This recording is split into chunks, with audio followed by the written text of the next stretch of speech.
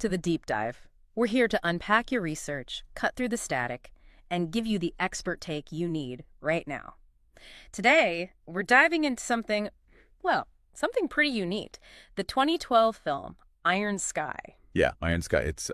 It's definitely a film. More than that, really. It's built on maybe one of the wildest ideas I've seen. We're digging into the plot, the surprising political satire, and how they even managed to make it. Right. People might hear Nazis in space and think, okay, low-budget schlock. Mm-hmm. But this one, it aims higher, doesn't it? It actually tries to say something with its absurdity. It really does. It takes this totally bonkers premise and kind of plays it straight, which is where the humor lands and the satire. Okay, so let's set this up.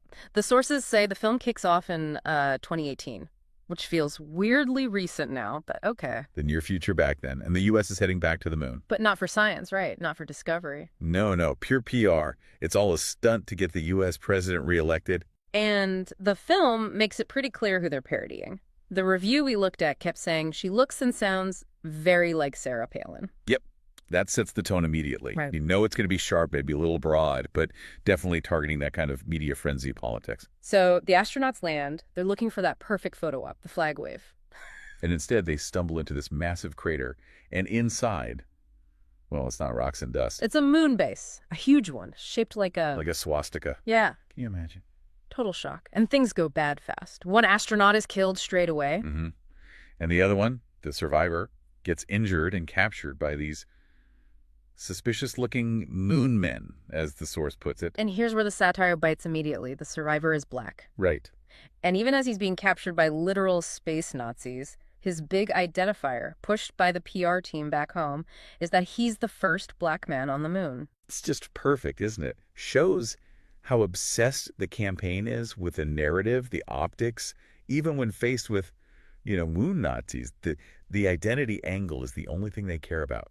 It's incredibly cynical. So how did these Nazis get to the moon in the first place? The film gives us this backstory pretty quick. Yeah, it lays it out back in the last days of World War II. The hardcore believers, the real fanatics, they didn't give up. They escaped. Exactly. They had some advanced experimental tech, apparently. Yeah. Flew off to the dark side of the moon. And they've just been hiding there for decades. Hiding and planning, building this base, raising generations, all focused on one thing. Coming back to Earth to launch the Fourth Reich. Or we'll continue the third, I guess. The 1,000-year Reich from space. It's such a leap, but the film commits to it. Totally. And inside this moon society, it's exactly what you'd expect, but also kind of brittle. They've been up there isolated for 70 years. Still obsessed with racial purity, though. That hasn't faded. Oh, yeah. The review mentions this perfect Aryan couple.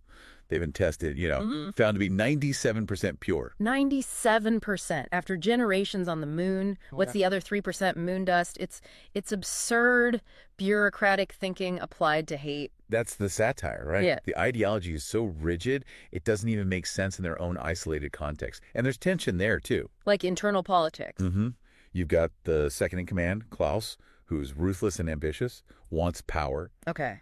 But then you have characters like the school teacher, Renate. She genuinely believes the Nazis are, good and gentle people. Seriously, good and gentle. Yeah, she thinks they're going back to Earth in peace to share their wonderful culture. It's this complete naive blindness to the monstrosity she's part of. That contrast is key, I imagine. The cynical leaders versus the true believers. Definitely. So they've got the base, the ideology, the ships. What's holding them back? Why haven't they invaded already after 70 years? Right. The technology gap. This is fascinating. They have weapons, advanced ships maybe? But they can't run them properly. They're stuck. Why? What's missing? Computing power. Their core tech is still basically 1940s level. Vacuum tubes and gears, probably. It can't handle the complex calculations needed for their invasion fleet, their Götterdämmerung superweapon. So the Fourth Reich is stalled because they don't have good enough computers. Pretty much. They need something powerful to coordinate it all. And then the Americans land. Specifically the captured astronaut. Exactly. And he has something they desperately need. Something that changes everything. The MacGuffin, what is it? It's his phone. Just a standard 2018 smartphone. Wait, really? A mobile phone? That's the key. That's the key. They plug it into their giant war machine, and suddenly it has the processing power it needs. Wow. Okay, the irony there is thick. A civilization planning galactic conquest stopped for decades until they find a piece of everyday consumer tech. It says so much about where power actually lies now, doesn't it? Not just brute force, but processing capability. That little phone is the catalyst for the whole invasion. Yep. Incredible. So one phone jumpstarts the war machine, but they need more, right, to run the whole fleet. Correct. So they need more phones, more computers. They dispatch an expeditionary force. Where to? Back to Earth. Yep. Straight to New York City to gather more processing power. Okay, so space Nazis arrive in New York, ready to start grabbing iPhones, basically. Sounds like the invasion is on. Well, that's the plan.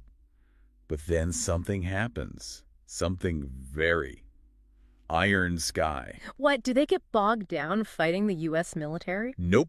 Even better, they get sucked into the U.S. presidential election campaign. You're kidding? They meet the president, the Palin-esque one. They do, and her campaign manager, Vivian Wagner, sees potential, not invaders, but like a new PR angle, a new look. So the Nazis, who are there to get tech for world domination, end up helping the president run for re-election. They get totally sidelined from the invasion plan because they're suddenly political consultants, kind of. That is brilliantly stupid. The absurdity is just, wow. So the invasion is delayed because of campaign strategy meetings? Essentially, yes. It's peak satire. The existential threat gets lost in the noise of media cycles and political maneuvering. And the review stressed how the actors play this completely deadpan. Which makes it even funnier. Yeah. And darker. You see them on Earth still doing the whole Hail Hitler thing, even though, Hitler's long gone and someone else is nominally in charge. It's uncomfortable humor then. Very. But it doesn't shy away from the truly disturbing stuff either. It reminds you what these symbols actually mean. Like what they do to the captured astronaut. Exactly. The sources point this out as key. They medically alter him. They Aryanize him, basically changing his race to make him seem more pure and acceptable to them. Jeez. That's horrifying. But I guess that's the point, right? To juxtapose the silly space adventure with the actual real horror of the ideology. Absolutely. It stops being just a joke. It forces you to see the monstrousness beneath the potential comical surface. It makes the satire land harder because the stakes, the underlying evil, are real. Okay, so managing that tone, delivering those visuals, that must have taken some doing, especially if it wasn't a huge blockbuster budget. Right. And that brings us to the production itself, which is almost as interesting as the film's plot. This wasn't a quick project. The idea came about way back in 2006. Wow, 2006. And it came out in 2012. That's a 6-year journey. And it was tough going. Getting funding for space Nazis wasn't exactly easy, you can imagine. So how did they pull it off? Get this. They actually made a high-quality trailer first. Took it to the Cannes Film Festival. Not to sell the finished film, but to sell the idea. To get the money. Exactly. They had to prove the concept could look good, that it wasn't just going to be, cardboard spaceships. They needed to show investors the visual potential. That's gutsy. Betting on a trailer to fund the whole movie. It worked, eventually. But that struggle really highlights what they achieved.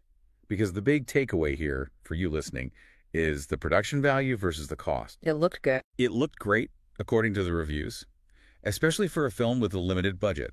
The special effects, the design of the moon base, the space battles, apparently really impressive. That's rare for lower-budget sci-fi. Usually the effects are where you see the seams. But not here, it seems.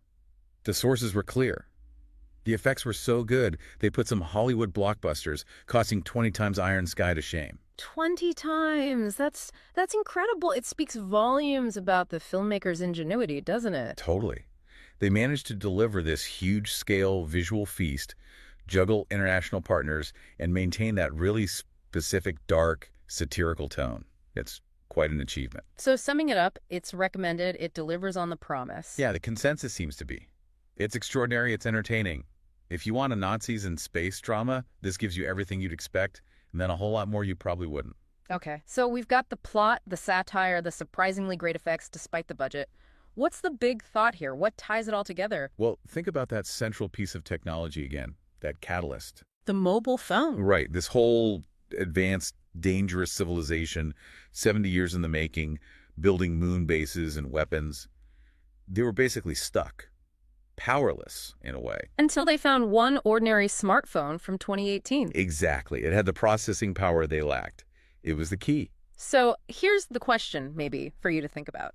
If that simple device, something millions carry every day without a second thought, holds the power to unleash that kind of planned destruction, What does that tell us about where real power, real global influence, might actually sit today? Is the next world-changing weapon hidden away in some secret base? or is it the processing power, the data, the connectivity that's already in your pocket? Maybe the key to the next conflict isn't finding a hidden army, but controlling the chips and the code. Something to mull over, definitely. A provocative place to leave it. That's all we have time for on this deep dive into Iron Sky. Thanks for joining us.